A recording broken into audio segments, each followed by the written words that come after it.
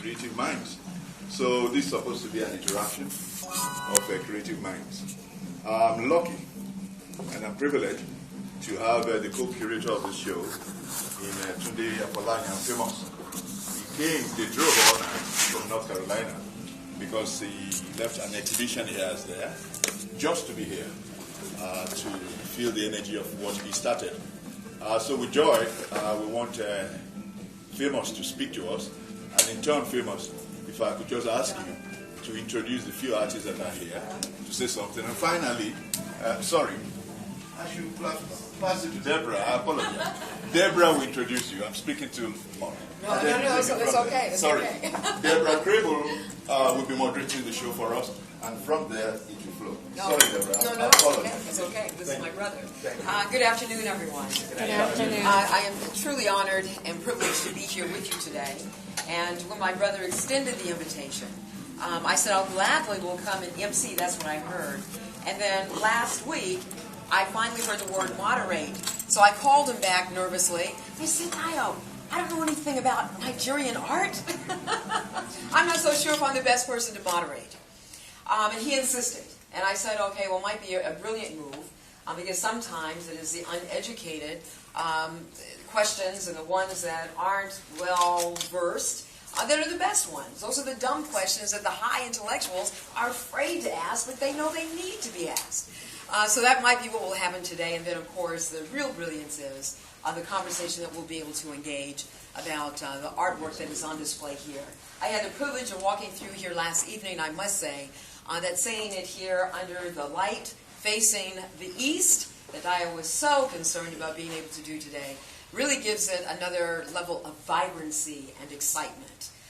So again, I extend greetings to each and every one of you today on behalf of Africa International House, which is one of the co-sponsors, and where I had the privilege of first meeting my brother Dio with the African Festival of the Arts. It now celebrates its 25th year, Labor Day weekend here in Chicago and Washington. And of course, the festival really launched in celebration of the great artworks by African artists and African American artists. So it is something that we really revere and hold very near and dear and celebrate every year as part of the festival. So for us to take a look at the great work that we see around us, I would just like to pause for one moment and just give thanks and gratitude for being subjects, each and every one of us, of the great canvas of our Creator, who has allowed us to be here today, and to really applaud those artists who take that art and that skill and that gift and share it with us with great abundance. Let's give all of our participating artists a round of applause and acknowledgement.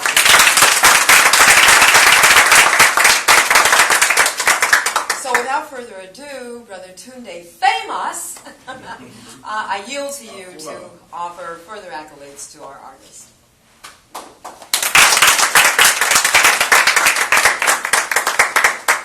Good afternoon, ladies and gentlemen. My name is Tunde Apollanian Famous. It's a pleasure, to be here. I'm not going to preach too much. Just to give you an idea, a brief, history of how this exhibit came into being. A few years ago, I called Dio, about the idea of contemporary Nigerian artists in the U.S.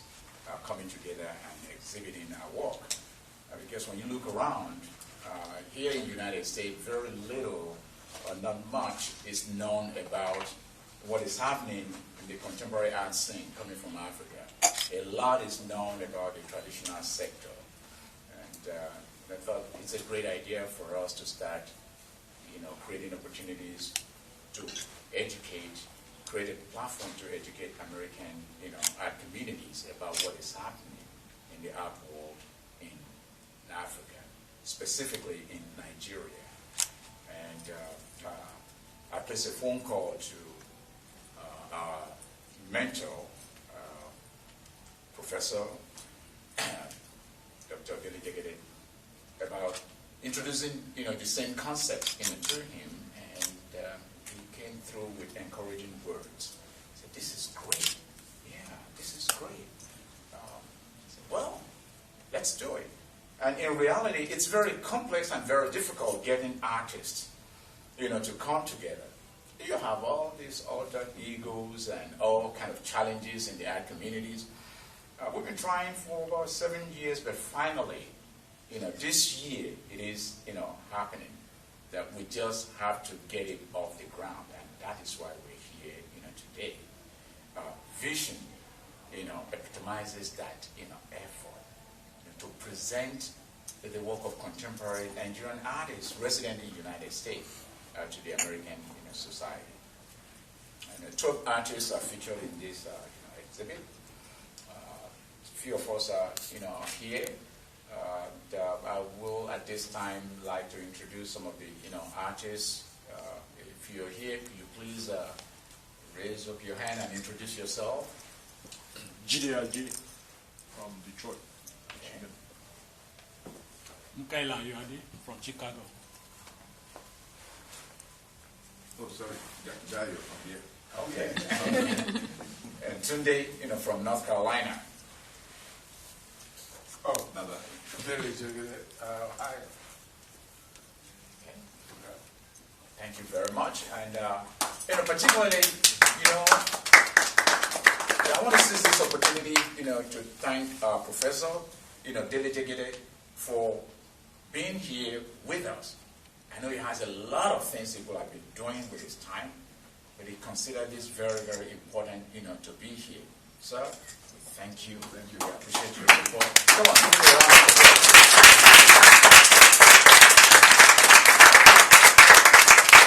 And today also we have a scholar of African art and visual culture who teaches at University of Wisconsin, the Superior, campus.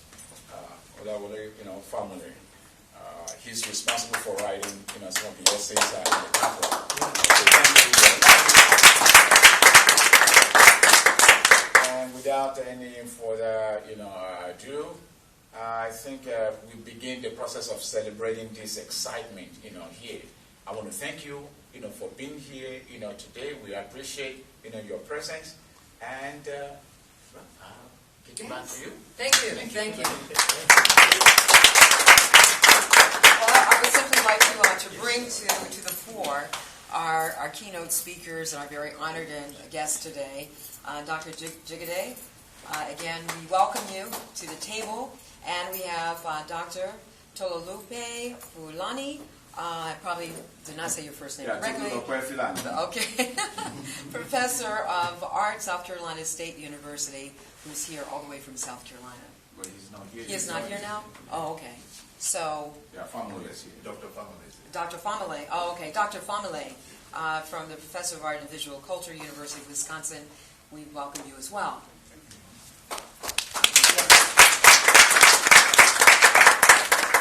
And Dr. Famile is doing a book on my brother Dio, and is doing a series of interviews, and so just know that is a process that is going on, and an outcome of today's event as well. Professor Parker. We have Professor Parker on the table. Sorry. We didn't know you came. Oh, Daniel Parker? Yes, please. Oh, Daniel Parker, okay. From Diaspora Rhythms is joining us, professor at Chicago State University, here in Chicago. World-renowned collector. I'm not so sure if I know anybody in the universe who has more art than he does. And he can tell you funny stories about how he has to hide and sneak art in the house from himself. I'll just hide it in the trunk and I'll get to it later and pretend I really didn't buy it. But in fact, he has. So let's give all of our panelists another round of applause. I would just like to get our conversation started. And feel free, and we'll take questions from you as well. So feel free, we want this to be interactive and a conversation. And just in terms of the art, we're talking about contemporary Nigerian art being a reflection of who we are today. Oftentimes it is said that through our art we are able to get a reflection of who we are in any form of art. It's another platform for us to understand our history, where we have been. It lets us know who we are today and maybe make some other choices based on what we're able to present through our art. It also gives us a lens to project into the future where we might go, how we might articulate the next phase of our lives. not just individually, but even as a whole community, as a race of people. I would like to start with you, Dr. Jigade, with that whole notion of what art does. What does it actually speak to in terms of where we've been, who we are, and where we might be going? I think I like this introduction. You know what that just did? It kind of freed me from all of these notion of reading from prepared text. So, I like it because it broaches issues that I think are very important to all of us. In very broad terms, you might say that art is a very physical manifestation of fugitive ideas, of non-graspable ideas. Art really crystallizes those things that we have in mind, thoughts that exist in mind that you cannot physically hold on to. Love. That's an example. I've never seen anybody say, oops, this is love, I'm holding it. No, it manifests itself in a variety of ways. Love is infinite. You love your wife in a way that's different from the way you love your children, the way you love your pets, the garden, the weather. Art is something like that. Art is also something that sometimes you cannot explain. Even the artist himself herself struggles occasionally with what art is. You see a canvas, it becomes a battleground. And you go to battle and you probably had an idea when you started. And the canvas tells you, or the piece of sculpture, this is where I want to go. And you let it be. And so art is, it's a question that I keep asking everybody, what is art? It is something that seems very simple, at the same time very complex. I'm yet to find any definitive kind of answer to that question. But when it comes to narrativization of art, when it comes to categorization of art, we do much better in that area. And that's why we say this is, we even say contemporary art. We say contemporary African art, contemporary Nigerian art, art of the African diaspora, art of the African-American people.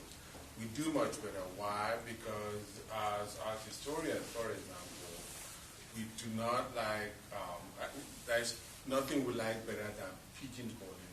We like to compartmentalize.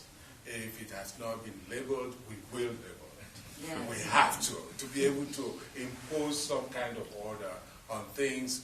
We have to do that so we can slot it in some kind of cabinet, probably, put it away. And so it comes to what we also are looking at. We may have reason to come back to that down the road, but let me segue to the issue that I think is very important because it animates why we are here today. The issue of migration, talking about the diaspora, particularly the African diaspora.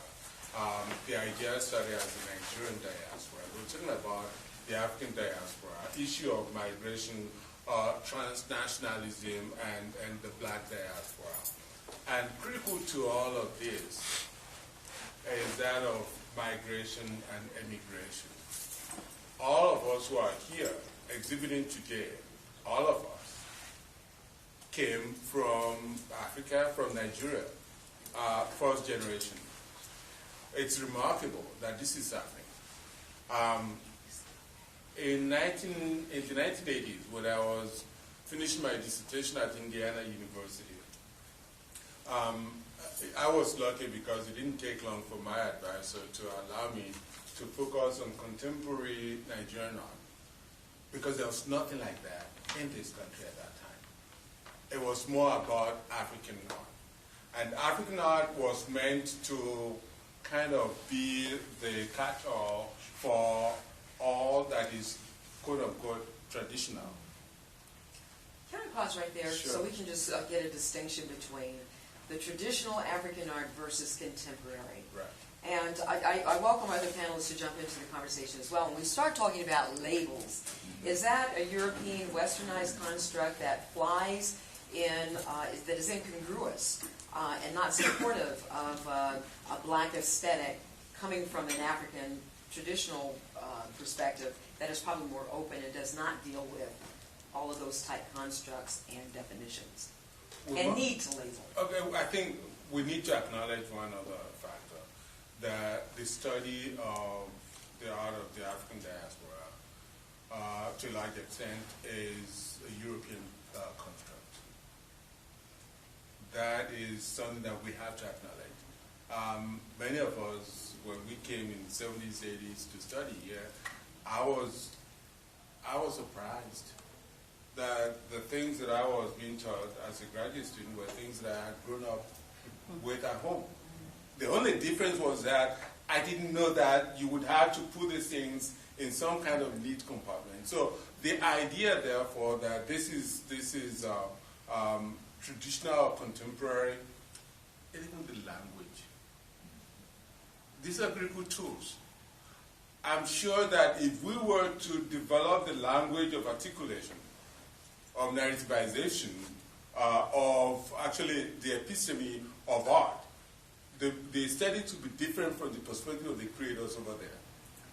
And that is one thing that I would allow others to contribute to. But one other issue that I just quickly would want to point out is who is writing your own history. Mm-hmm. It's very critical. Who is writing your own history? The African American art, for example, there was this I think the kind of exchange that occurred in the 90s. Art museums, art museums, I wasn't going to use the word. The question was asked whether they indeed were, racist. That's a critical issue, a very legitimate issue.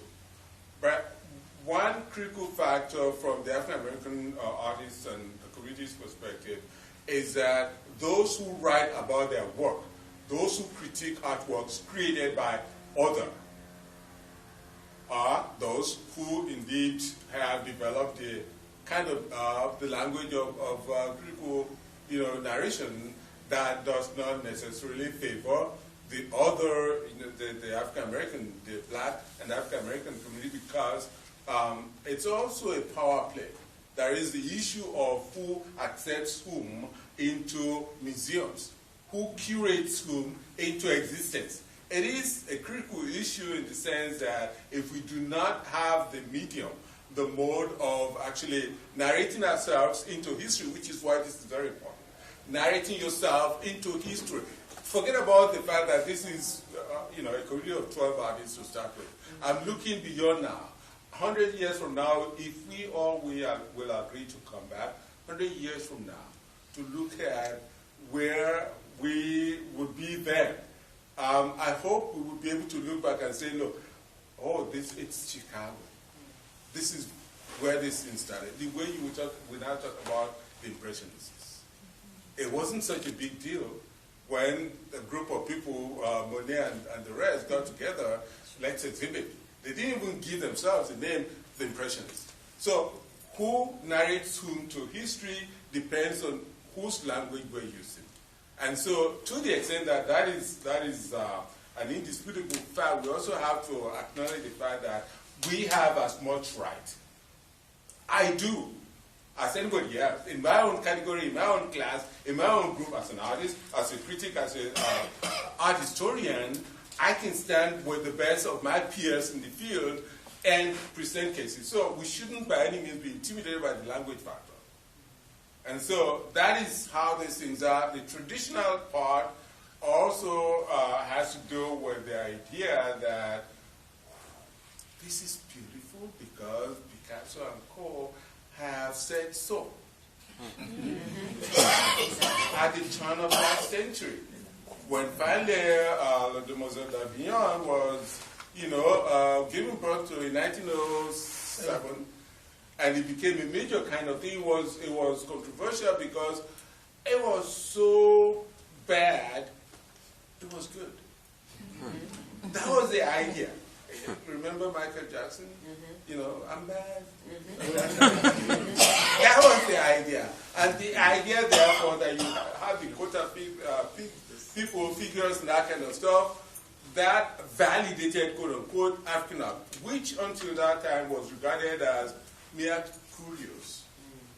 Things that you just didn't recognize as art because they were produced by black people who at that time were not recognized, and we don't need to bring the issue of slavery here because it is central to what we're dealing with. The idea of recognizing who the other is. Forgetting also that without the other, self is not validated. So what is contemporary, what is traditional, it's an ongoing kind of debate, but the traditional, the way we now use it in scholarly circles, deals with the artworks produced by peoples of Africa, and I do have a definition to share with you, which I do not agree with, but which is current in the field, that it must be art produced by the peoples in Africa, used within the context and that kind of stuff, which I thought was hogwash. It flies in the face of reason. And all you need to do is to go to Cote d'Ivoire and find that the young men who produce artworks that we now see in catalogs are the same people who produce things for the market. And the difference is that one has been used in context, either as masks, worn, danced, and installed, and the other is brand new. And yet, when we get to museums here, what do? You go to museums here, you are made to behave quite differently. The museum imposes its own kind of will on you. You have to behave as an intellectual. You stick your neck out to pretend you understand those things.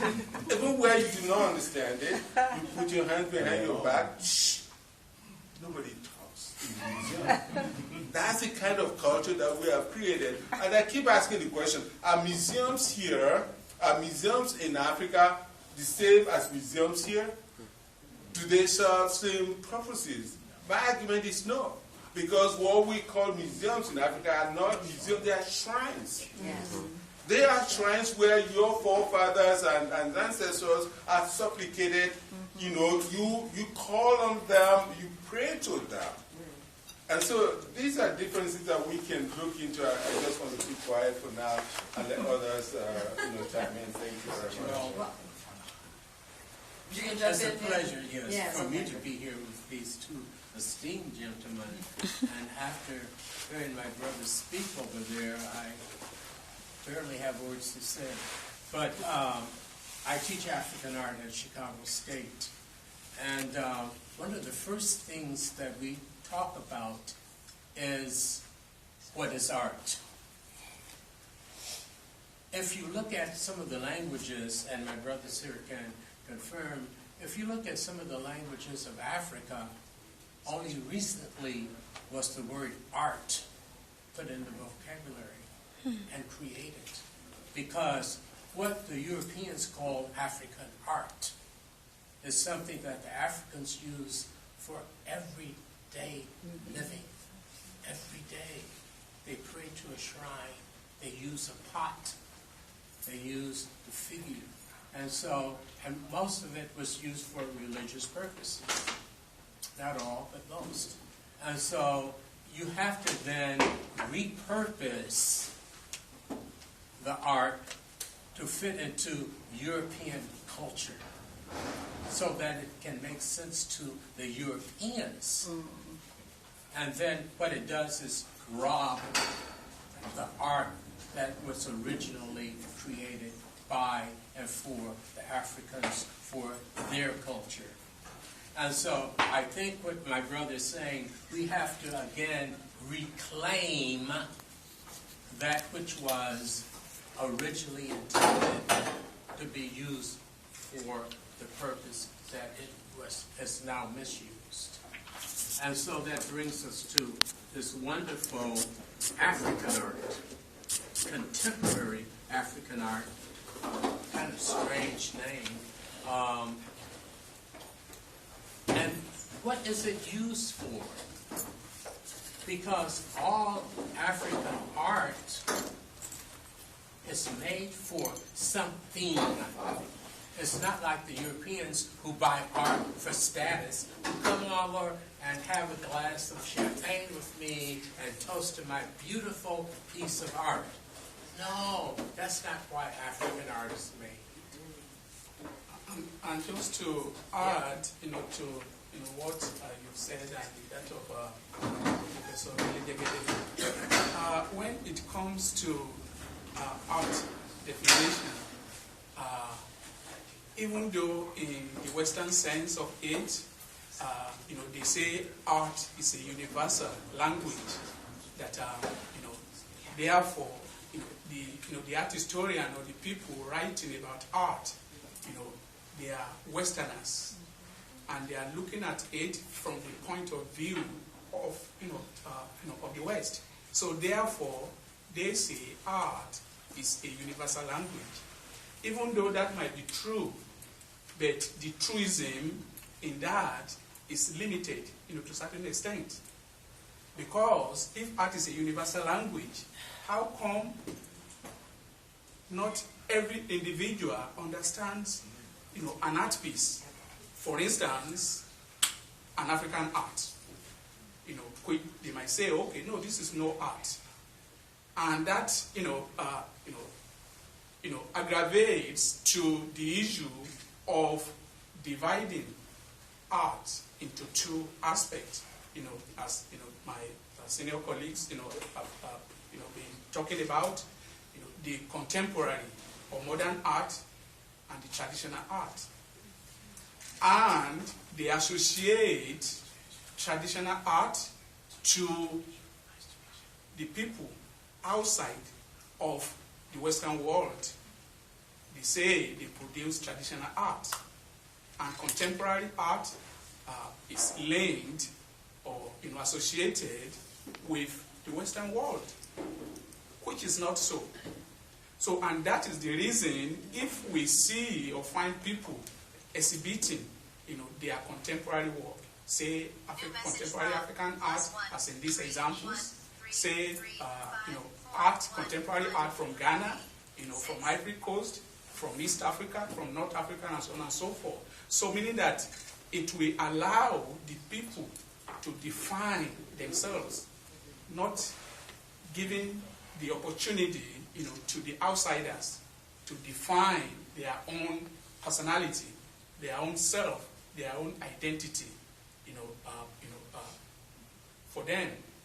So, going back to the issue of the classification, contemporary and or modern art and traditional art, again, is a social construct.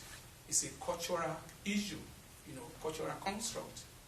For instance, prior to 1935, I would say, there's even nothing about traditional African art.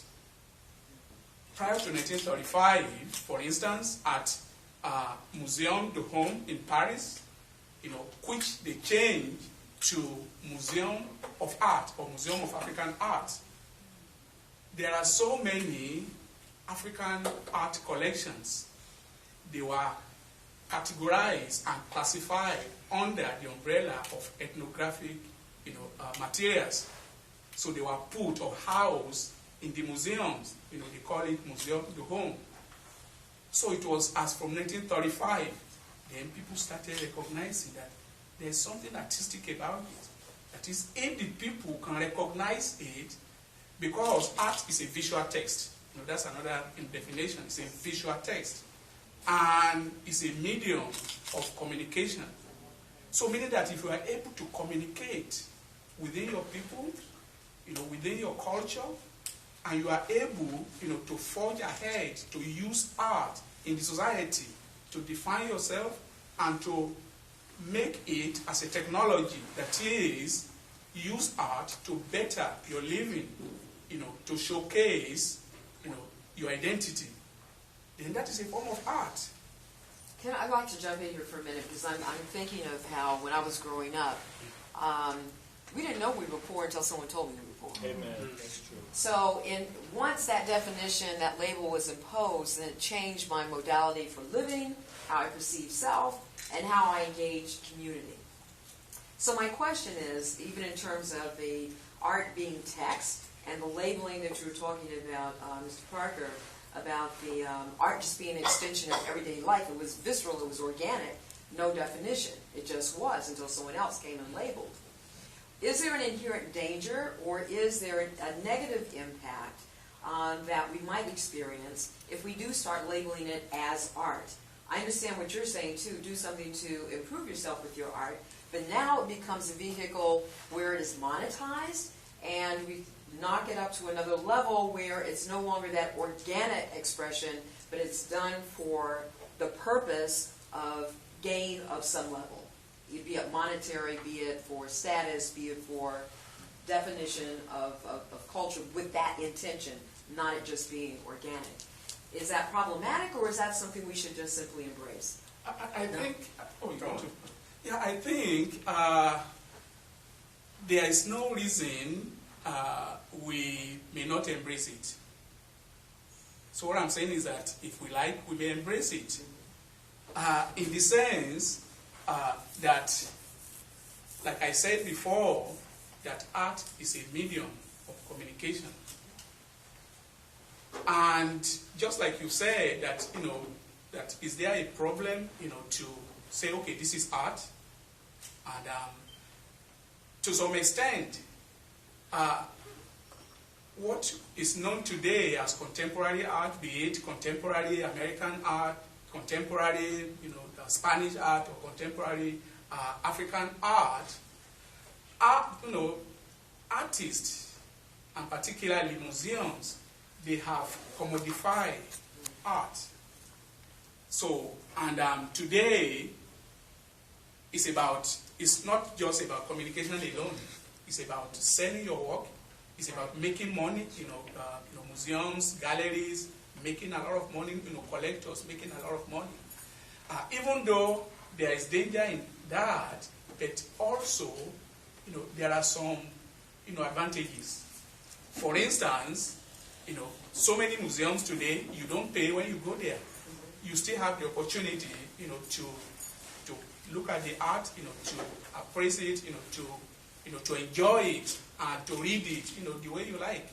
So that's the reason I will say that even though people have now compartmentalized art, but I don't find any problem, with that. The only problem I have, has to do with people underrating, art they don't know about. For instance, traditional, art, traditional African art, and even some contemporary African art. Because most of the contemporary African art that we are seeing now, they are a fusion of so many factors. Their experience, their cultural landscape, past experiences, and everything they see around them.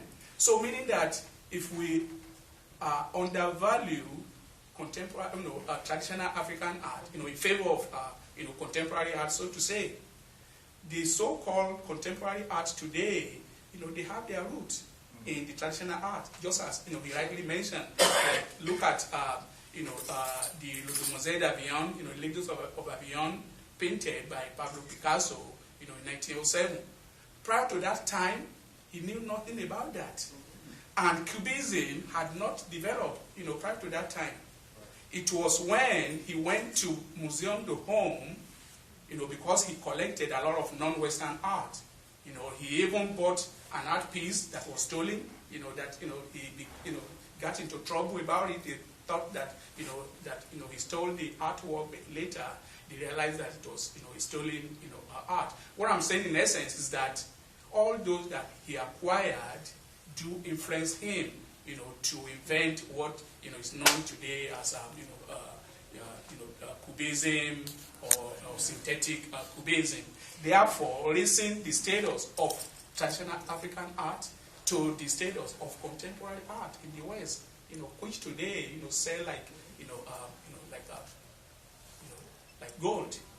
So my next question then is, how do we interject and how do we determine the value, high art value, of new art forms or expressions? And I'm looking at the piece with the very delicate, with the leaves, mixed with the paint. Who would make that distinction, and how do we move it from being an expression of how I feel, something I found very beautiful, to something that is marketable, carries high value in the art world, that should be showcased in a museum or other institution where high art is revered? And maybe a better question is, how do we make the distinction between high art and any other kind of art? Well, we have to make the distinction. Now that we have taken traditional African art, and we know what we mean by traditional African art, that's the first art that was made by our ancestors, to the contemporary art of today. And since we now are making this art, we are making it on par with European artists, and therefore it has to be looked upon as art that is, in fact, on par. And so when we go into the museums, when we go into the galleries, we do not go with our heads like this, but like this. We're giving you a gift, of our culture, the first culture, where all of your art comes from. And therefore, it has to be valued as you value all the art here. I think the operational word here is value, which is very loaded. Who determines value? Who ascribes value? Vincent van Gogh, many of you are familiar with him, painted over about 800 paintings when he was alive, sold only one. In 1987, a painting of his, Irises, was auctioned for $87 million. Wow. I felt if I were Van Gogh, I would come from it here. Snatch that money and go back. Who ascribes values to artworks? We need to resurrect it. Right. And the issue also is that art has become investment instrument. That the chances of that tanking are very rare, very slim. People have made their living by investing in artists as they were developing and have promoted him. And of course you have a tribe of art critics and people who write them up and that kind of stuff. And as the value of the artist, rises, your investment in him or her also rises. Now, it's a different thing about whether the artwork is really excellent or not. If you were to have an original Picasso, it doesn't matter what's on that paper. If it is Picasso, that's money in the bank for you. Exactly. So who ascribes values to that? And that brings us back, it's a circular kind of thing, to the idea of culture. When at the turn of the century, people like Leo Frobenius traveled to Nigeria, to Africa, they did the best they could to undervalue the artworks that they found there, the Ife, the very beautiful Ife pieces. It was so compellingly beautiful that Frobenius had to find another source of origin for that. He said this could not have been made by the people, by Africans. Right. It was from the lost city of Atlantis. Come on. Black people can make those things. Of course, we know better now.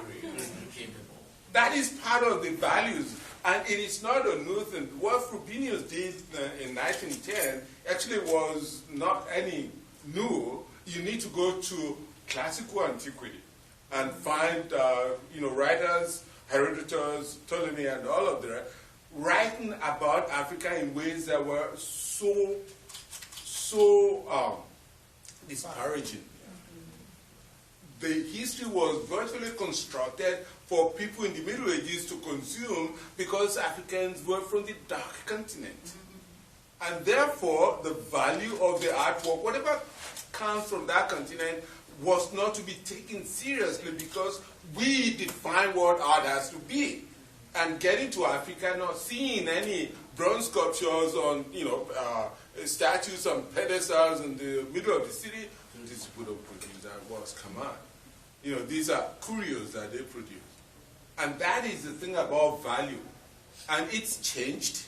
It's changed because people have written, from here about it. But one question I want us to also think about, ask yourself next time you get to a museum, either of natural history or of art, you get to the African art section, how were these things acquired? How much did the museums pay? That's very critical. It's a discussion we have not really entered into because it is a pillaging, the stealing of Africa that continues even till now. You get to a museum, you see an Oba's crown that you never even saw when you were in that town growing up. You ask, how did this get here? Who paid for it? These are questions that we have not answered, and still in terms of values. And of course, the classification also is part of the value system. It started as primitive. I thought we've outgrown that. Okay, sorry about that. We're using tribal. We're using tribal. And then some of us complained, come on, tribal? You call people in Africa who really are, who have their own nations. The Yoruba are about 30 million people. Yes. And you call them a tribe? you have countries in Europe that are this, size in terms of size of the Yoruba. And okay, we don't say tribe anymore. We use traditional. How about that? So we're still wrestling with classification.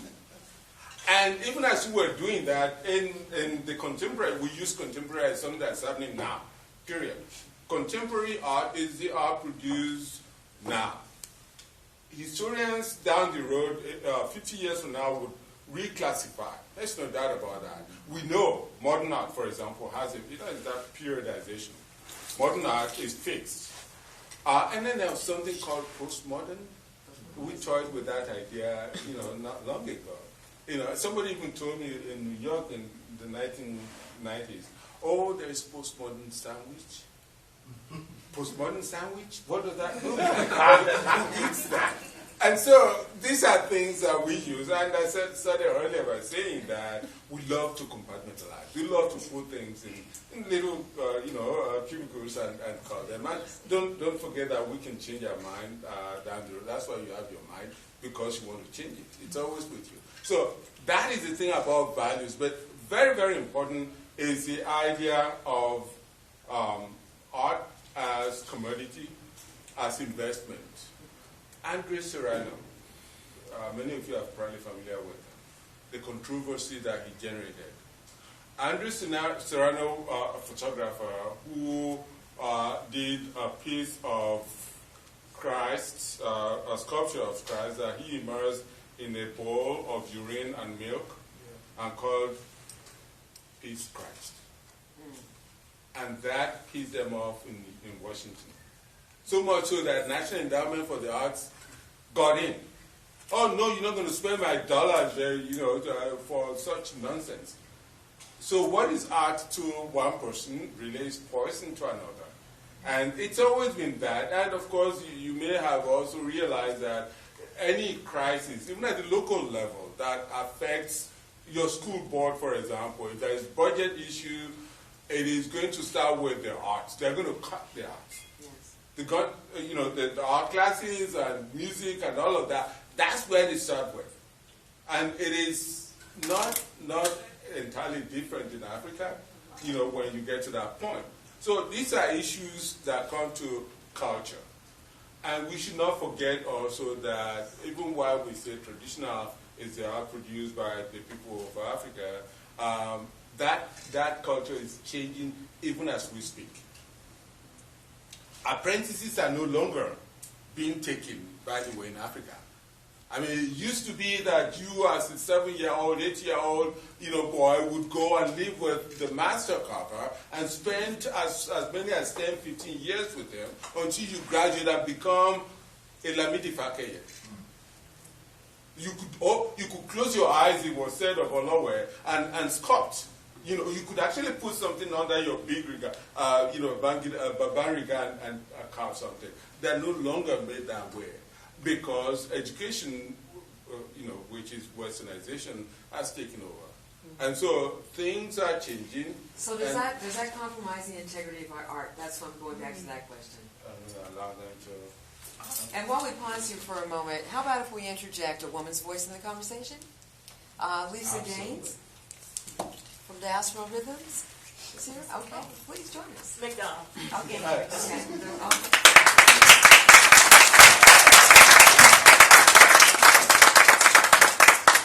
So understanding the progression and the change, and I open up for questions as well, so get your questions in.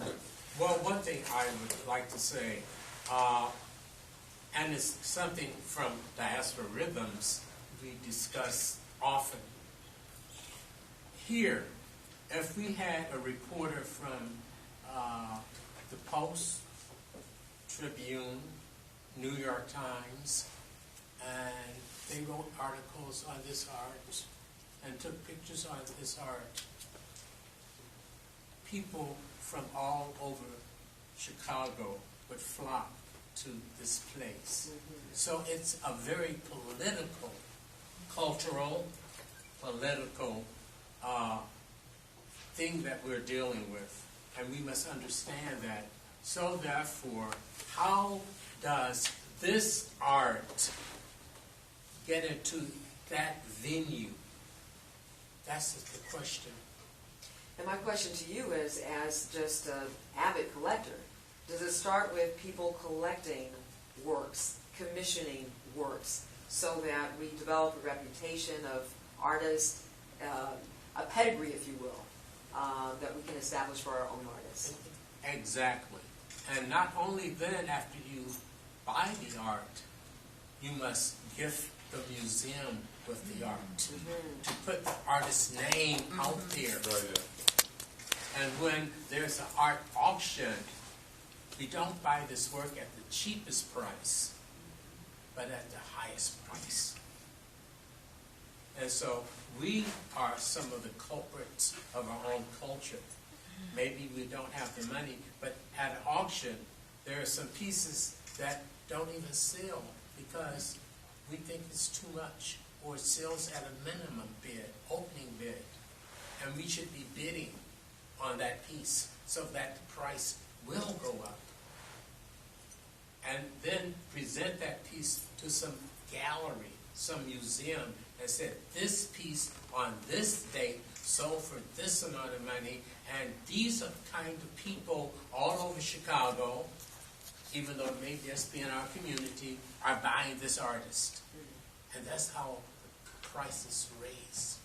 There are two other things to add on to that. The importance of documentation. And if you look at this, and I'll just pick this up, this is a wonderful piece of documentation. Last night I was here, I was with Kathleen Bethel, who got a piece, and Dio gifted it, and she's at Northwestern. So now it'll be in the Africana collection. So you've got that history that stays. The other importance, I think, in terms of documentation is sometimes we underestimate the value of a good dealer, because if that dealer is good, and if you look at those who have risen, and my background is also marketing, you've got a lot of artists, but it's the marketing of the artist. It may not have anything to do with the work, but it's that dealer who gets that artist into shows, gets that artist into museums, and guides that artist, but also sort of nurtures that artist in terms of building up the value as well as documenting the rise of that value. And that we sometimes undercut, because a lot of times we like to go and get the, well, a lot of us, in Diaspora Rhythms. And Diaspora Rhythms is an organization of collectors of the African diaspora. And in terms of, and so we like to undercut by going directly to the artist and just getting it as cheap as we can, which is also, but not documenting with a bill of sale or the bio. And so that's one of the initiatives that Diaspora Rhythms is doing with the artists that we have honored in the past in terms of just starting with that and documenting those in our collection. Diaspora Rhythms has about 40 members, and we honor like 4 or 5 artists. We've honored Dio twice, and he's been honored this year. But just starting there and then breaking out. The other thing, which is an example in terms of, and you had said something in terms of, a lot of you had the pleasure of being at the Southside Community Arts Center here at Couture. And there you saw in terms of the influence of both African art as well as contemporary art, and just how, and the beauty of that also is that in his later years, he's 98, is he? That he has gifted to major museums his artwork so that there's a living history. Right. But we don't judge in Diaspora Rhythms what art is or what kind of art you have. All we ask is that you buy art from artists of the African diaspora. They can be in Brazil, they can be in the U.S., that it's original art. We never make any type of judgment of whatever art you have. And a lot of times you see us with, when we go to our homes, it's an eclectic version. We just had a meeting at one of our members, and she had a beautiful collection of traditional African art that you've defined, as well as contemporary, you know, African-American art and African art. So I think it's just, you know, I don't think we make that many judgments in terms of what you have.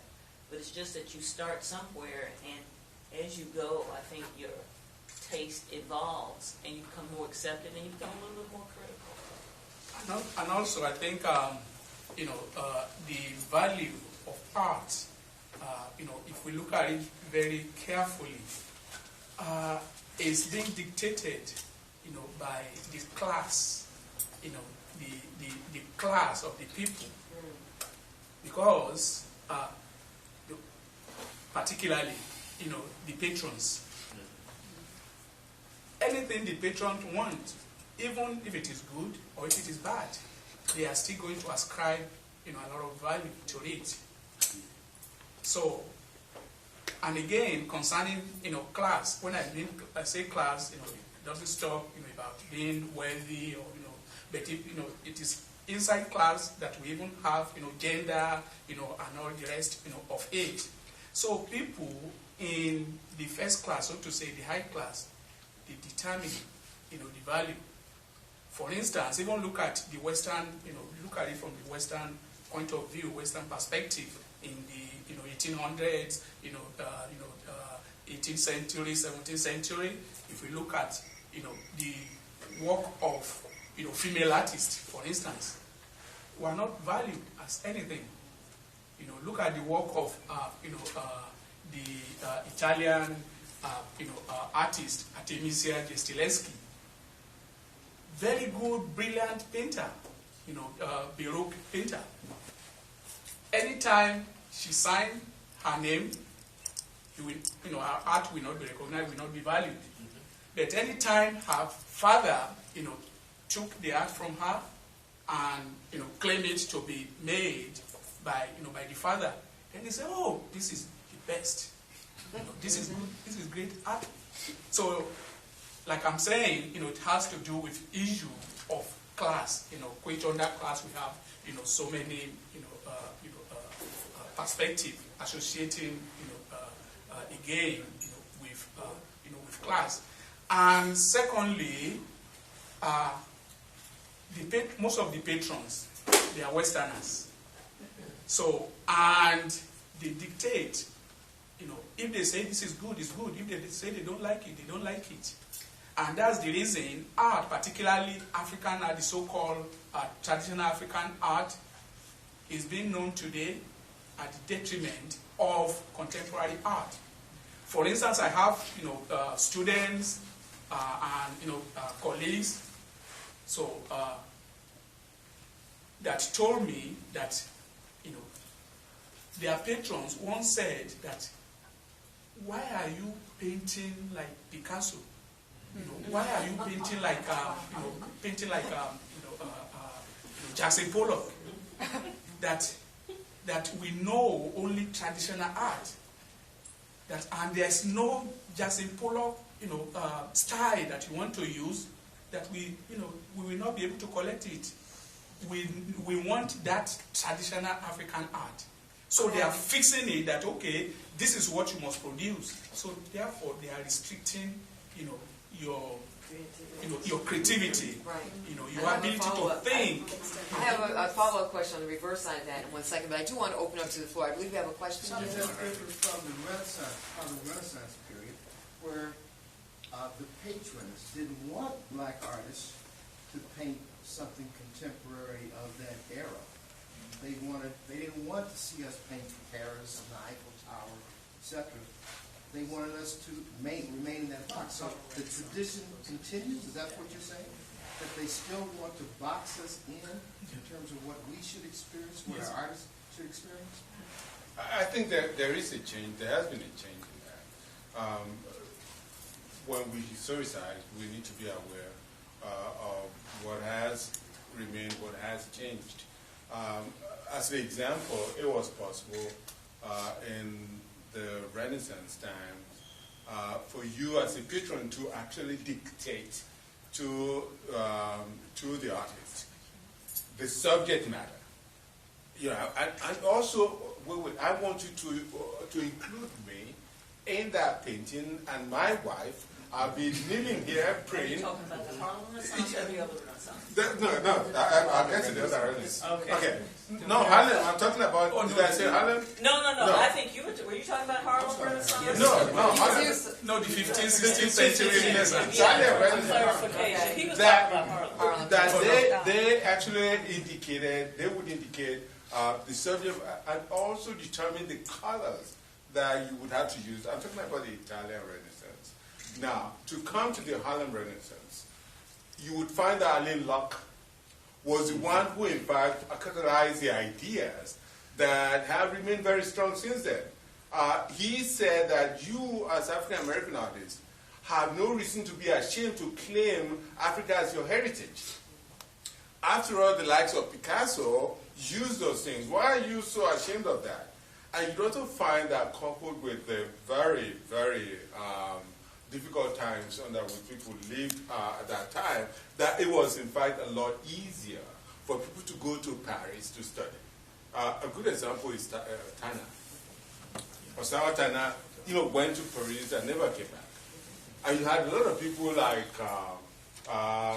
Woodruff, for example, and many of them who went and studied in Paris and Europe and thrived because of that. And so I bring the issue back to that of patronage, that we be careful not to see patronage as just one-track kind of stuff. What you just described is in fact a form of patronage by facilitating the contemplation of art.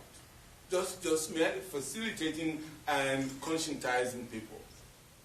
Here are people that we want you to be, why don't you look at the work and let them make make up their mind about what they want to collect. Many collectors start without even knowing what to collect. And the colors will speak to you. It's not any different from going to the store, JCPenney, use Walmart here, and picking a color. You like this, and you cannot rationalize it. I don't know why. It's not any different from if blue is your favorite color or red is your favorite color. You don't have to explain it. It's your right to choose. But when you start collecting, it grows on you. And so, patronage, you have the particularly the area that caters to facilitating the growth or even bringing people together and letting them be. And then, of course, like the example that you brought up was quite important. Narrating yourself into history. I would have been very, very sore, very disappointed if this show had happened without a catalog. Because the art historian in me, it doesn't matter what the size of that catalog. You need to write it because you are historicizing it. Somebody comes in 10, 15, 20 years and looks through the archives and begins to, wow, this is how these guys started. He's now a big person. And that's where the whole thing starts. But you also have people who buy simply because the artist is growing or the artist is known. So the Harlem Renaissance, to come back to your issue, a seminal kind of period in the growth of African American art, particularly. And you have somebody like Jeff Donaldson, Afro-Cobra, again finding a different kind of flank, interested in, for example, promoting transnationalism. He was interested in reaching out to Africa. The way now that this is the homecoming of sorts, really, that we have a critical mass.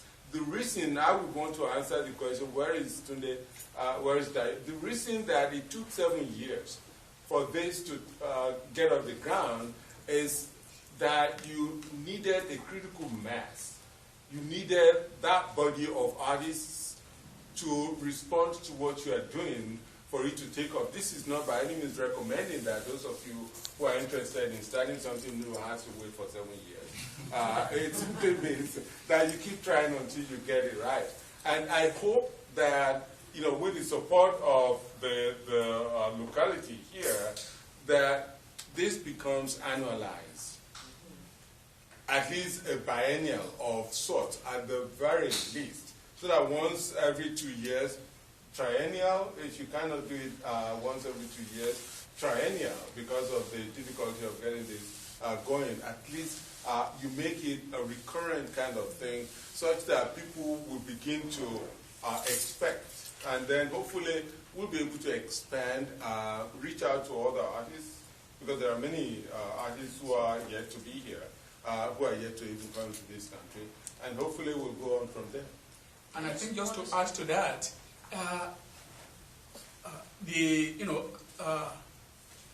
art historians, art critics, of African ancestry, they cannot be absolved, from the blame, just like he rightly said concerning the catalog. We have not been writing. We have not been writing our own history, our own art history. And when we leave it for others to write, what do we expect? They can overemphasize what, is not really so. And they can even underestimate. In other words, they can misrepresent. So I think it's high time we have so many art historians, art critics, but many, they don't go outside the academic of just maybe teaching and maybe re-examining, the past, the famous artists like Picasso, like the Renaissance, like all those 17th century art, 18th, 19th, 21st century, and they concentrate their work on Western art. So, and when I say Western art, not just Western art, the Euro-American, blood Western art. That is art that has to do with white. I'm not saying it should not be studied. It should be studied. But art from non-Western societies also should be studied and be documented. So therefore, if people are able to read what they see, then the orientation will change, the value, will change. So we should not leave it just, to, others to write it for us. This has always been a conundrum. Randolph, was that you with a question? Okay, please ask your question. You didn't say Good it. afternoon, distinguished panel. I'd like to thank the ancestors, first of all, for bringing me here for me to enjoy this brilliance. My commentary goes back to what Ms. Grable first opened up with about the language system. And it has to do with what I call linguistic castration. You know, people have often asked me from time to time, do you speak a foreign language? Yes, I speak English. It's not your also. And as well as many white people, if you're Italian or German, it's not your mother tongue.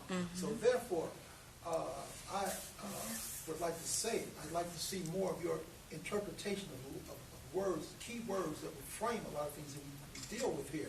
Intelligence. What is the Yoruba concept of intelligence? What is a Yoruba genius? What is a Hausa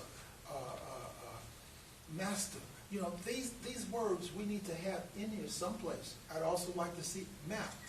You know, a map defines your place in the world. It's your address, your origin.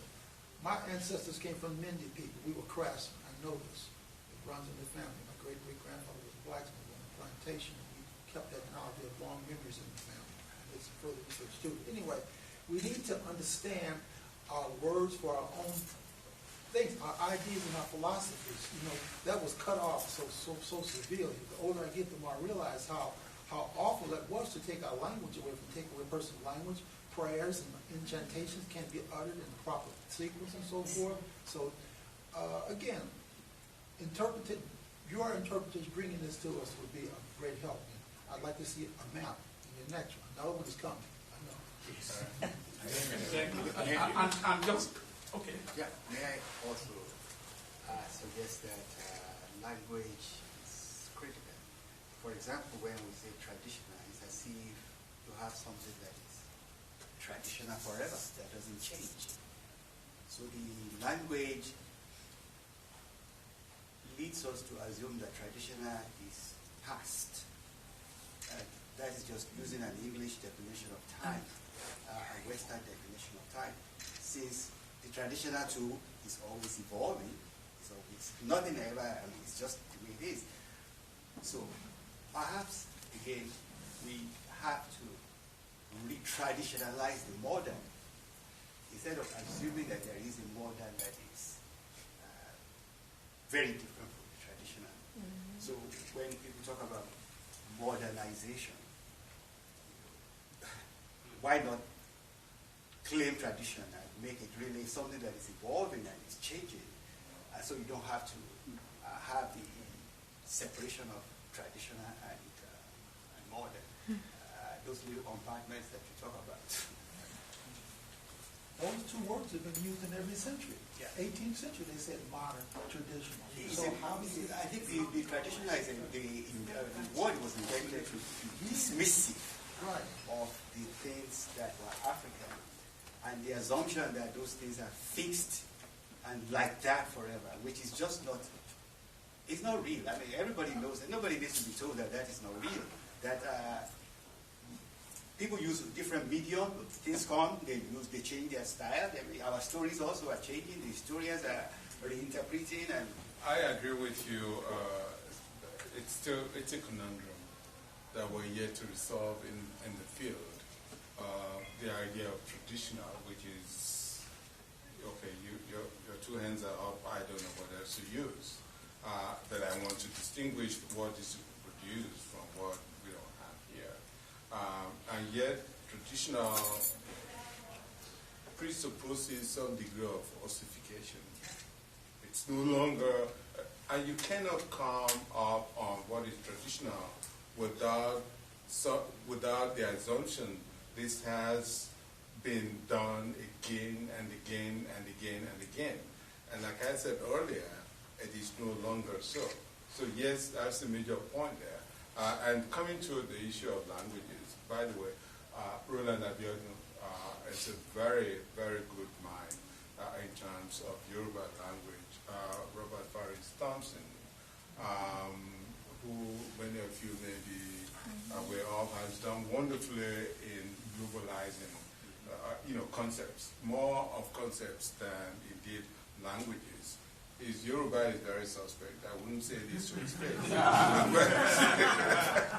But I give him credit for actually trying. One of my pet peeves, still in terms of languages, one of my pet peeves is what goes on in my field, in art history, in the literature. Somebody writes and puts one wolof one Yoruba word did not, and yet the whole text is in English. And you don't even speak that language. When we were here as graduate students, we had to study two foreign, and I like your concept of English as a foreign language. I agree with you. We had to speak, we had to write and pass those exams. And yet colleagues of mine would go to Africa for a week and come back and write and lace their text with some words that have no meaning. And some Yoruba words, even the critics on the Yoruba are wrong. And I feel, why do your audience does not even care? It's not that they know what Ewa means, from Adam. And so those are the things that we have to look at. I agree with you. Roland Abiodun, like I said, yes. Yes, one more thing. People don't realize the Western art world is full of artistic double talk. And it takes a group of a bunch of young black school kids to come into a gallery and say, this is whack. And it is.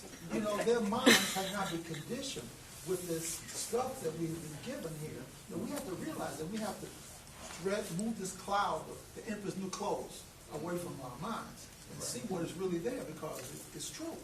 They tell you, I worked in all the major museums in the city, and I have installed some stuff that was insane and made to think, and these art critics come around and say, they stand with there, and they say this and they say that. This is crazy. And a lot of the so-called European masters were crazy, and their followers lauded them not realizing that. Van Gogh was crazy. Impressionism.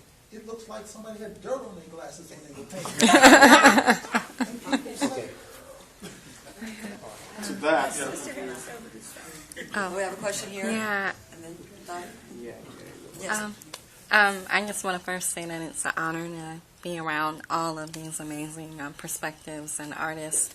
And coming from a younger generation and someone that recently am starting to learn more about art, African art and other art forms outside of it, and respecting it more, my curiosity is, how are the current contemporary African artists in this art world, how are you looking to utilize the current technology and the younger generation perspective of art with your philosophy and beliefs? Because I feel like the younger people, we're going to carry on this, and the internet is changing everything so dynamically. So how are you guys utilizing some of those current tools and some of the younger generation trends to kind of integrate, to help expose us to the art, garner more support? Because the younger generation, they do offer a lot of support. So I want to know, what are your thoughts on just technology, the internet, and the younger generation right now? Black Art in America has a huge listserv, and you can opt in, and it's a voice for artists, it's a voice for collectors. Mm-hmm. You can see artists' work. You can of all lycra, Right. and it's a chance to hook up, and you can put your own opinion. That's one way that's open to everybody. Nice. That you can do it, I think. Nice. And then the one thing I want to say that's not an answer to your question is, with diaspora buildings, one of the biggest problems that we've had are people owning up to that they are collectors because of what you said, the class thing. And so what I would suggest is that you own your power. That's right. With Black Art in America, because if I look at you, you are wearing art. Mm-hmm. If I look, half of you all either be your earrings. Fayla just walked out; she just does wonderful stuff. But be it in your clothes, and I think just owning your power and writing what you think and responding to some of the craziness on the blogs, because there are a lot of blog sites. Black Art in America is the one that comes to mind, where you see some of everything up there that you can join. Right. And just, it's a great way. But also, I think going to lectures like this, the Art Institute, the Cultural Center of Chicago probably does more than the Art Institute. And I'll give you an example. Motley exhibit is going to the Chicago Cultural Center because the Art Institute wouldn't take it, even though they have some of his works. So I think, but the beauty of it being at the Chicago Cultural Center is that it's free. Yes. Whereas if you'd gone to the Art Institute, it would have only been free on Thursday nights. But just looking, because it's everywhere, you can learn. And I think just talking and interacting And when you go to, like last night was wonderful because the artists were here, and you can learn a lot about their perspectives, and then just bring your friends in, and that's sort of how you get hooked, is just showing up. Thank you. University of Chicago, too, and the Block Museum up at Northwestern, they do a lot, and just get on their listservs because they had it, and they do a whole lot of workshops that are free that give you, that they have, the incubator has a lot of younger artists, black artists, but you'll get their perspectives too, so you just got to be out there, you got to talk, and go talk to the artists and just get into their heads. Thank you. The other thing in relationship to technology is there are some artists who are constantly putting out information on themselves on Facebook, Instagram, and Twitter. And I can think of 2 or 3 right off the top of my head. I'm not going to necessarily mention them. But if you were on Facebook with some of them, you would go in, and in one day you would probably see at least 5 or 6 new photos or 5 or 6 new comments about their work, where they're promoting their work. And in promoting their work to the general public, talking about valuation, that helps with valuing their work and possibly increasing the value of their work. Right. And that's through technology. I think promotion has been really good, and like you said, all of the events and those things. But I'm particularly interested in how contemporary African artists are looking to integrate the use of technology in marketing, like just in general, not so much on promotion on social media, but really, I guess I should say, with the business of their art. This is one example of this is an answer to your question. Thank this you. particular show. Earlier on, we were saying that the curators, Tunde and Dayo, they've been friends forever, but they've not physically met in the last 30 years. In the last 30 years, the power of technology, that they were able to coordinate all of these things, get the catalog going, and harass people like me, and get people to really, support their cause. That's the power of technology. But additionally, some of us who teach, I teach at Miami University in Oxford, Ohio, and they call us an elite university, the most expensive in Ohio. Not something you want to say during the session. What I do encourage students to do, one of the courses that I teach, is that they have to curate a show. They have to have a blog. And they have to reach out and contact by email, Facebook, or use the archives of African American art. It has to be part of what they do, to reach out and talk to artists in Africa, artists in Europe, Sukari Douglas-Camp, Magnino Dundo, and all of them. And so those are things that I don't write about, but I surely hope that those who have actually gone through that will become inspired, apart from the knowledge that they have gained, to see the power of technology. There's no way you can be a successful artist today without integrating technology into your work. And at any rate, this is an age of Google. You can Google anything, including Google itself. And that's if the artist himself did not put anything online, chances are that you can still find him or her there. So I have a question today too, and I'm going to go to Javi. And just in terms of I'll say cultural czars, the cultural gatekeepers, those who are esteemed as being the ones who can make the definition of what is good, valuable art, an articulation of our black aesthetic experience that we really value as a people, versus someone who is highly successful in getting 1 million hits on Google or Facebook or wherever they might be to say that I'm the most popular. Is there a distinction between what the cultural czars would say and what the popular movement might say? Or is one just as valid as the other? If it brings money, That's the bottom line. I mean, if you're able to get into shows, if you get people to contact you and say, look, I've seen your website and, would you be open to business? That is the equivalent of having an agent, actually, without paying for any. If you're a basketball player, you know what I'm talking about, to do the negotiating for you. So it is one thing to have a critical mass following you on Twitter and that kind of stuff, but if you're spending so much time on, hey, Paul George broke his leg yesterday, as opposed to, making money off your art, you may want to reconsider, what exactly is the topic you are promoting on Twitter. And if you are into trainers or binaries and you are getting to shows, that simply tells you something about the power of technology, that you are harvesting, you are making investments, and it's giving you some yields. So if you are interested in followership, I have 2,000 plus on Facebook and that kind of stuff, versus, okay, I'm in this group, and we have regular meetings, and we're going to be having a show.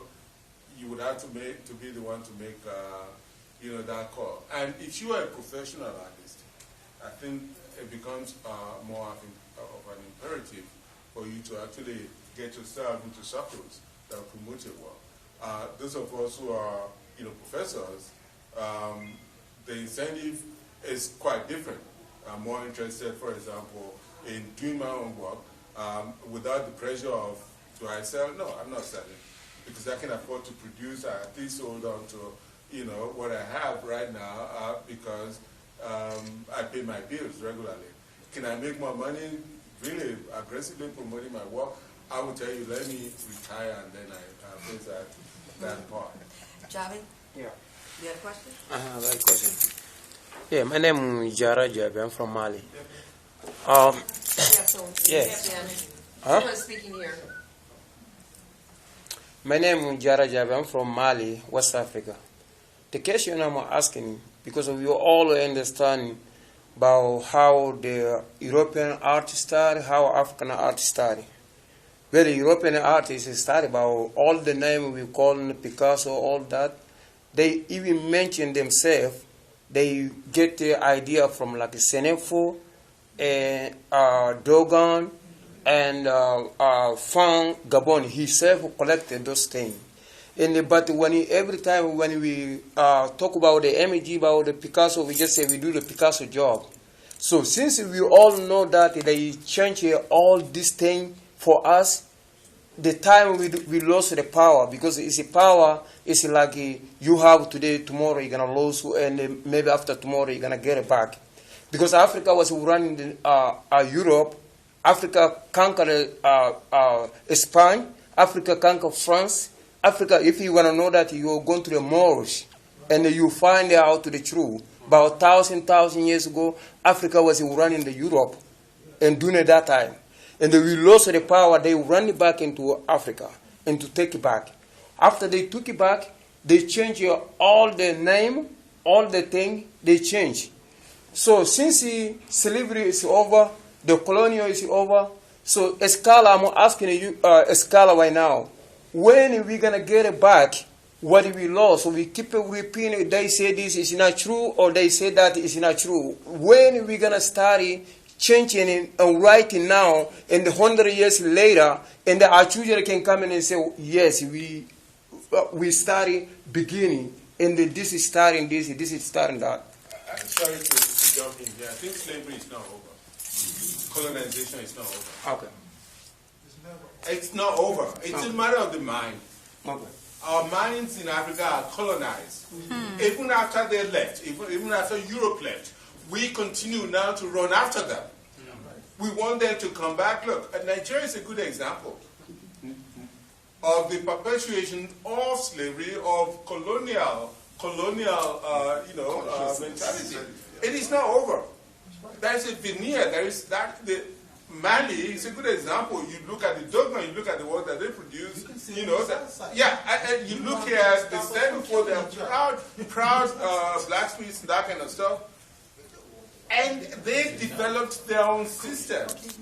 So let me, my brother, assure you that we are living on borrowed times until, and we have to stop, we have to really look within ourselves in Africa. African leaders have to do their own bit. They have to really lead from within and make themselves quite viable before we can say, okay, they need help. And I mean more than changing the names of our countries.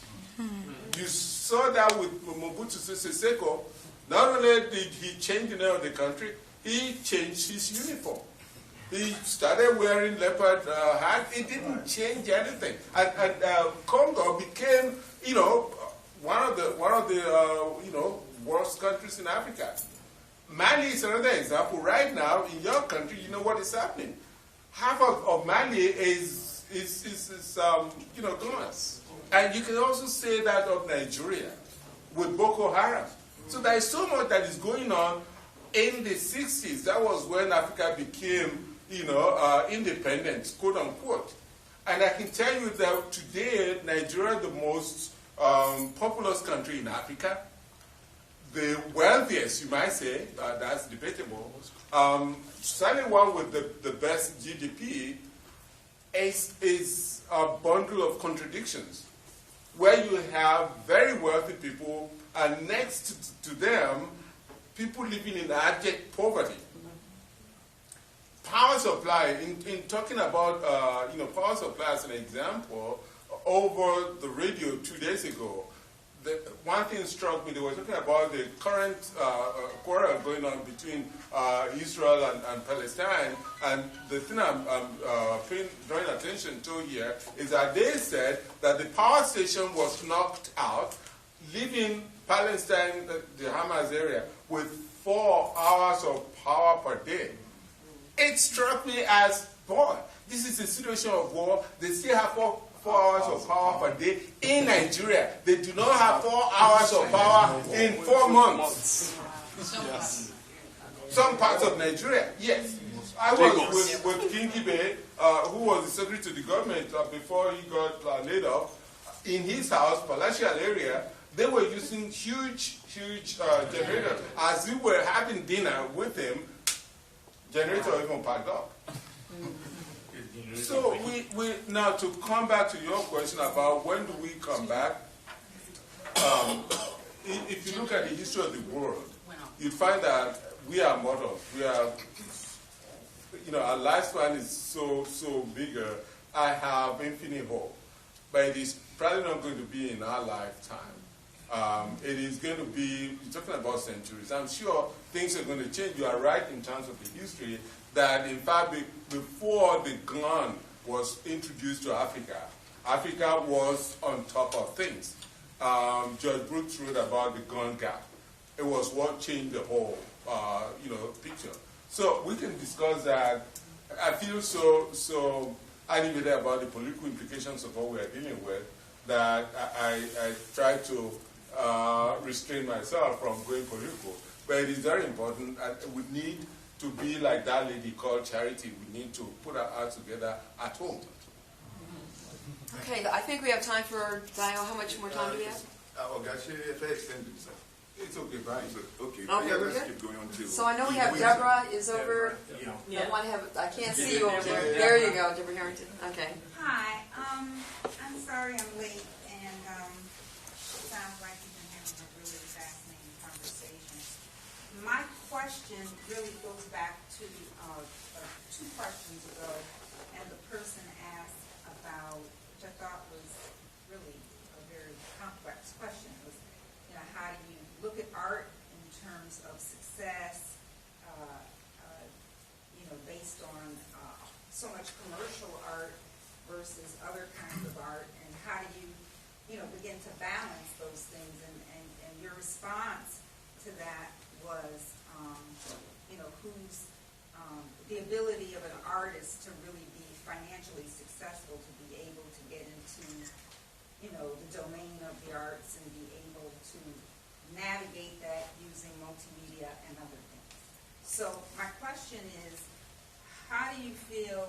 I know a lot of artists, and so many of the artists I know aren't necessarily successful based on that definition, because they're trying to stay true to their values in terms of their art and not compromise those values, which does not put them in that glorious spot of celebrity and financial success. And so I guess the question is, when you look at those dynamics in the art world, where you do have some people who aren't necessarily great artists in terms of their technique, but can be extremely successful because of some cachet or relationships. And then you have the starving artist who is brilliant, you know, and people will tend to gravitate to the light, you know, where all of the activity is going, and that artist gets really wealthy. And then the starving artist, you know, you can buy their art and really love it because it's just so beautiful, but yet they don't have a place in the center of the artistic community.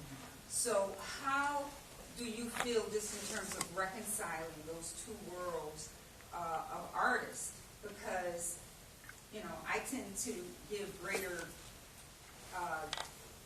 importance to the starving artist in that case, and not the successful one. So I think that, you know, for me, the measure of success is not necessarily the ability to make money. So I just want your response to that. Yeah, I think from the patronage point of view, there is little, you know, we can do. You know, if we are not, you know, maybe patrons, you know, there's little we can do. But in terms of advertisement, I think we can do more.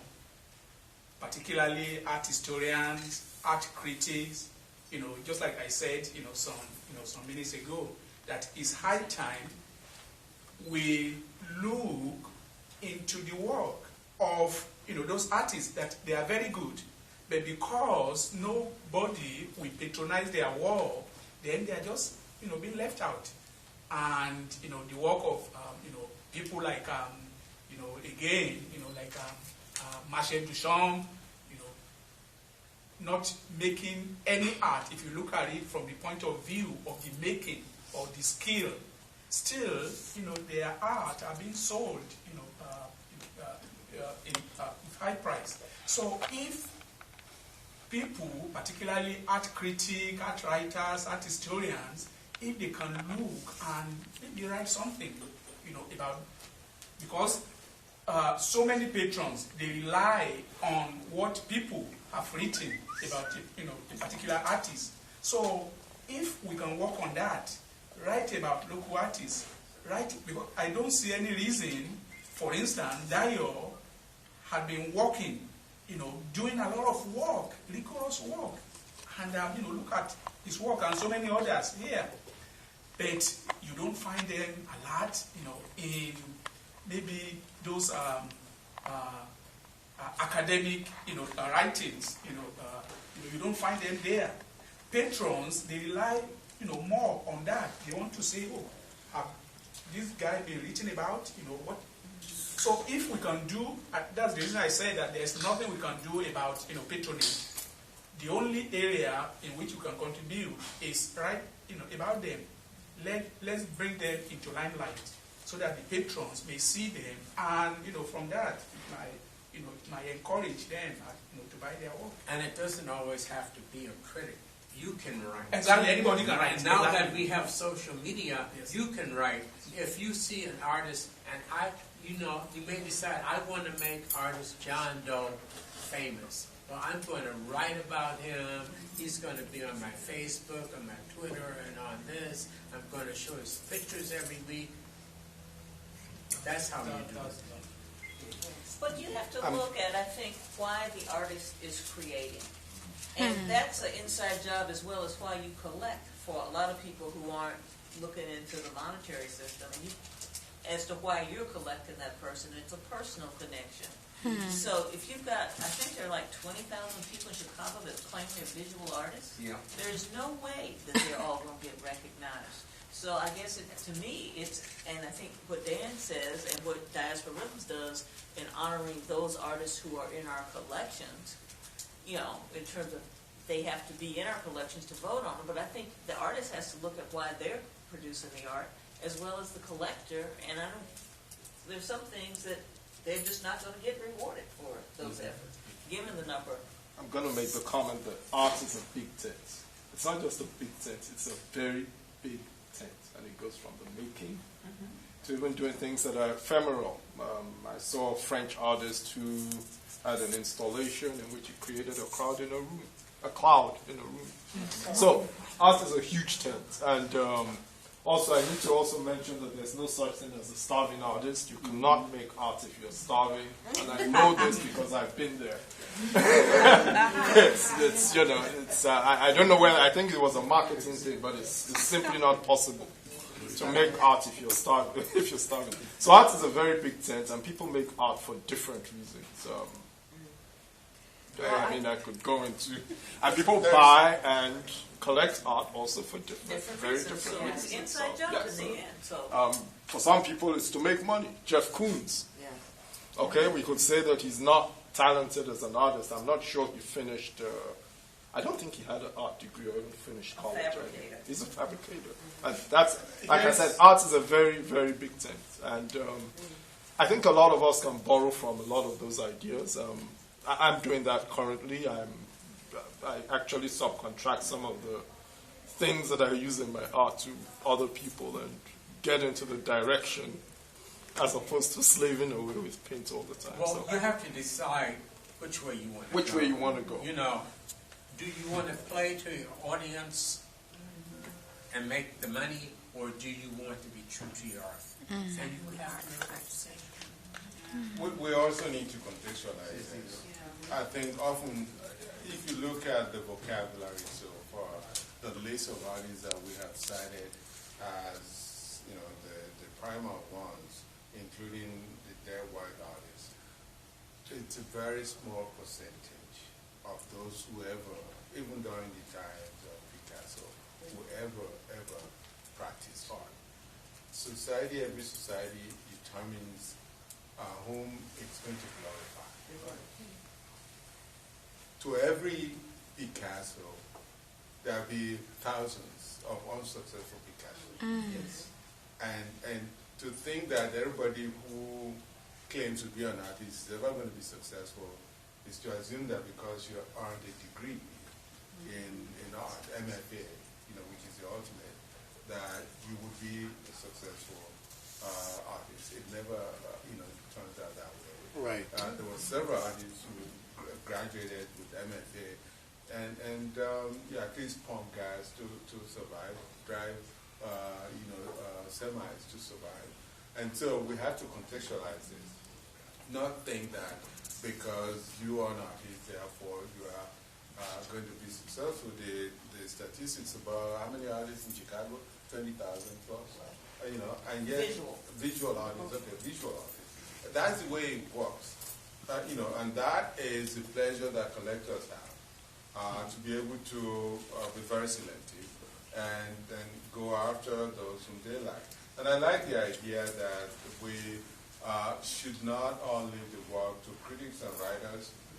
There is a distinction I may, emphasize between writing for academic journals and writing for newspapers, and I would suspect that to really get the people in the locality going, that the popular media are a very good source of promoting artists, because you can do that again and again and again, and then it would allow people who are interested in artists to actually know where they live, go and meet with them and that kind of stuff. So those are the things that we need to be. And then for artists themselves, including me, I think it is very essential for us to also learn to go to visit other artists, see what others are producing, be current, see what is going. I love to look at the works of others, not necessarily at this time that I'm going to be borrowing, but hey, the subconscious has a way of replenishing its own stock. So it is very important for us to attend shows, to participate in exhibitions, even those that we're not submitting any works to, and then to make, reach out and create some kind of connections. It's very important. So.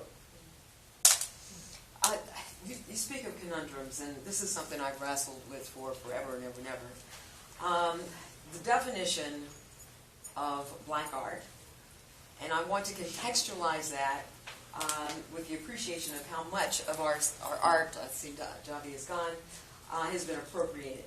And he offers this whole movement of let's reclaim what has been ours. Maybe if we did that, we could turn our world upside down. It's all black. But what is black art, African art, art that is created uniquely by a person who is black, or someone who has mastered certain styles, themes that speak to the black experience? Which means it could be anybody who's doing black art. Is that black art? Yes. So I was just wondering from the great minds assembled here. It's a big tent. That's happened with Native Americans. White people are usurping their art. It happened with Asians. They're usurping their art. So You can define it by, for example, saying that it is black art because it is produced by a black person. That's one way. You can also say it is black art because the content speaks, the subject matter speaks to black people. And do we want to be prescriptive? Do we want to actually say that this does not qualify as black art because it wasn't produced by a black person? What if a black person were to produce art of white people? Would that be black art anymore?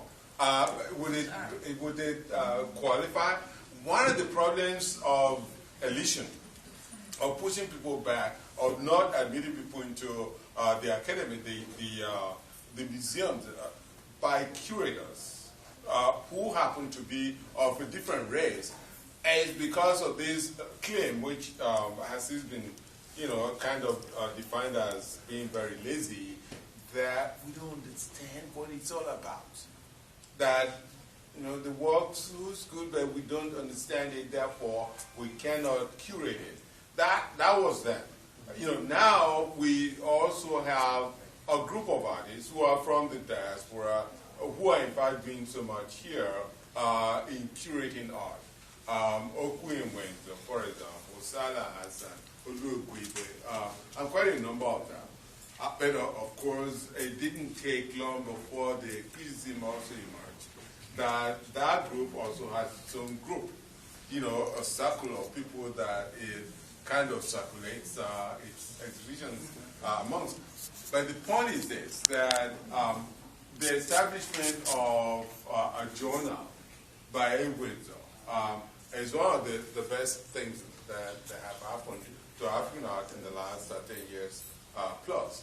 Other than African arts, which continuously has been the staple of contemporary art, we don't have too many journals.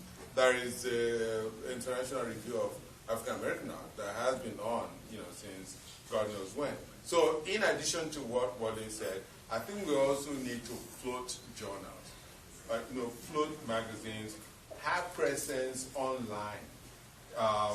The web is a very, very good kind of, place to be. And for a very small, a part of the cost that will take you to do a journal, you can do it online.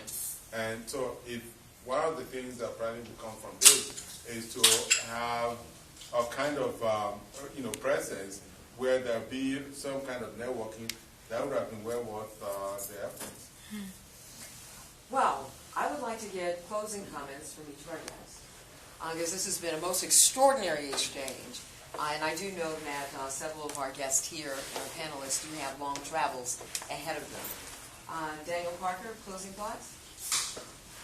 Buy art, buy art, buy art. If you can, write about art, write about art, write about art. promote our art. Dr. Fabulous? I think we try and imbibe the culture of recognizing our own. People, or many people, so to say, many people, they don't, recognize their own. They prefer something, outside of their own culture. And if we do that, nobody will write our, our history for ourselves, for us. So therefore, let's start from there. Let us recognize our own. Let us write our own history. Let us respect our own people. If we do that, others will respect us. Others will, form the culture. I mean, to, share with us and also understand us more.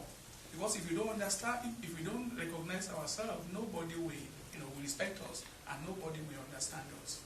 So that's the way I see it. Lisa Gaines McDonald will allow Grand Baba to close. As a collector, own what you, buy what you like. The value is what you see in it. And I look at in terms of what I've purchased, whether it's been in Bahia, in Benin, it all has a common theme, and it all builds on whether you say traditional art or whatever, religion, it all has some cultural history built into it. And if you want more information on diasporism so that you can learn about the local collectors and local artists, you can see me, or you can see Patrick that's sitting there, or you can see Lee. Thank you. And Dr. It was Tino Achebe who gave some kind of bent to the Igbo proverb that until the lions have their own historian, the history of the hunt will always glorify the hunter. I will close on that. Thank you so very much. Yes.